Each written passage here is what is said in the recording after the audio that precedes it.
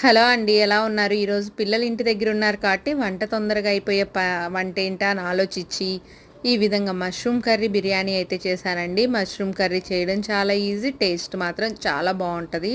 ఎలా చేసుకోవాలో రండి చూపిస్తాను. బాండీ పెట్టుకొని నూనె వేసుకొని ఉల్లిపాయలు, పచ్చిమిరకాయలు వేగిన తర్వాత టమాటా, పసుపు, ఉప్పు, కారం వేసేసుకొని అల్లం, వెల్లుల్లి, కొబ్బరి పేస్ట్ కూడా వేసి బాగా వేగిన తర్వాత మష్రూమ్ ముక్కలు వేసేసుకొని మూత పెట్టి 10 నిమిషాలు మగ్గపెట్టుకొని లాస్ట్లో గరం మసాలా చల్లుకొని దించుకున్నా అంటే మష్రూమ్ కర్రీ రెడీ అయిపోయినట్టే. ఇంకా బిర్యానీ అయితే ప్రిపేర్ చేస్తున్నాను.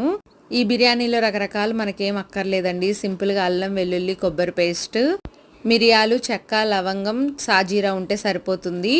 బాగా వేగిన తర్వాత ఉల్లిపాయలు, పచ్చిమిరకాయలు, టమాటాలు, కొంచెం కొత్తిమీర, పుదీనా వేసుకొని వేగిన తర్వాత 2 గ్లాసులు బియ్యానికి 3 గ్లాసులు నీళ్ళైతే వేసుకొని నీళ్లు బాగా తెరిలిన తర్వాత బియ్యం కూడా వేసేసుకొని 2 విజిల్స్ రానిచ్చుకున్నామంటే ఎంతో టేస్టీగా ఉండే బిర్యానీ రెడీ అయిపోయినట్టే. నచ్చినట్లయితే లైక్ చేసి